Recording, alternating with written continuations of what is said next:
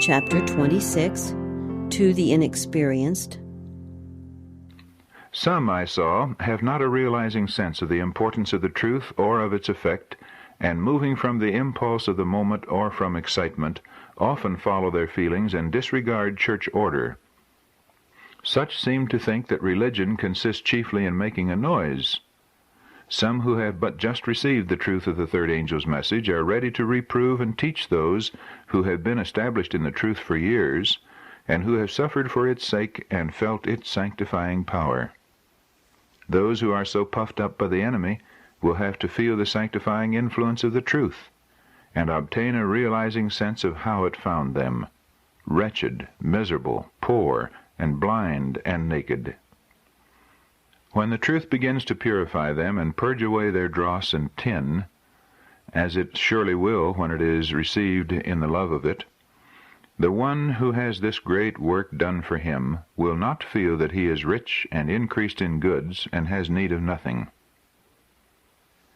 Those who profess the truth and think they know it all before they have learned its first principles, and who are forward to take the place of teachers and reprove those who for years have stood stiffly for the truth, plainly show that they have no understanding of the truth, and know none of its effects. For if they knew any of the sanctifying power, they should yield the peaceable fruits of righteousness, and be humbled under its sweet, powerful influence.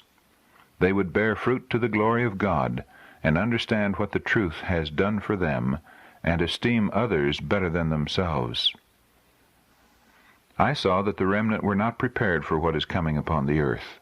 Stupidity like lethargy seemed to hang upon the minds of most of those who profess to believe that we are having the last message. My accompanying angel cried out with awful solemnity, "Get ready! Get ready! Get ready! For the fierce anger of the Lord is soon to come. His wrath is to be poured out unmixed with mercy, and ye are not ready. Rend the heart, and not the garment. A great work must be done for the remnant. Many of them are dwelling upon little trials." Said the angel, "Legions of evil angels are around you, and are trying to press in their awful darkness, that ye may be ensnared and taken. Ye suffer your minds to be diverted too readily from the work of preparation, and the all-important truths for these last days. And ye dwell upon little trials, and go into minute particulars of little difficulties, to explain them to the satisfaction of this one or that. Conversation has been protracted for hours between the parties concerned, and not only has their time been wasted, but the servants of God are held to listen to them, when the hearts of both parties are unsubdued by grace. If pride and selfishness were laid aside, 5 minutes would remove most difficulties. Angels have been grieved and God displeased by the hours which have been spent in justifying self. I saw that God will not bow down and listen to long justifications, and he does not want his servants to do so, and thus precious time be wasted that should be spent in showing transgressors the error of their ways and pulling souls out of the fire. I saw that God's people are on the enchanted ground, and that some have lost nearly all sense of the shortness of time and the worth of the soul. Pride has crept in among Sabbath keepers, pride of dress and appearance. Said the angel, Sabbath keepers will have to die to self, die to pride, and love of approbation. Truth, saving truth, must be given to the starving people who are in darkness. I saw that many prayed for God to humble them, but if God should answer their prayers, it would be by terrible things in righteousness. It was their duty to humble themselves. I saw that if self-exaltation was suffered to come in, it would surely lead souls astray, and if not overcome, would prove their ruin.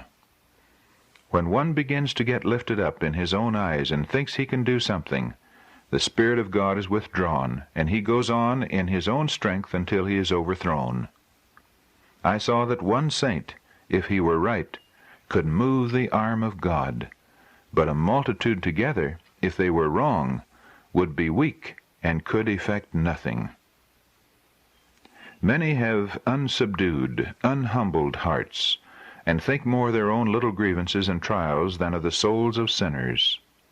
If they had the glory of God in view, they would feel for perishing souls around them, and as they realized their perilous situation, would take hold with energy, exercising faith in God, and hold up the hands of his servants, that they might boldly, yet in love, declare the truth and warn souls to lay hold upon it before the sweet voice of mercy should die away.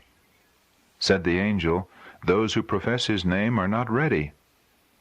I saw that the 7 last plagues were coming upon the shelterless heads of the wicked, and then those who have stood in their way will hear the bitter reproaches of sinners, and their hearts will faint within them.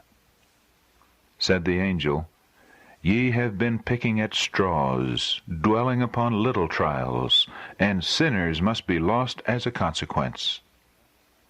God is willing to work for us in our meetings, and it is his pleasure to work.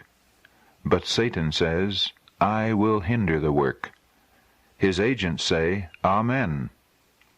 Professed believers in the truth dwell upon their petty trials and difficulties which Satan has magnified before them. Time is wasted that can never be recalled. The enemies of the truth have seen our weakness. God has been grieved, Christ wounded. Satan's object is accomplished, his plans have succeeded, and he triumphs.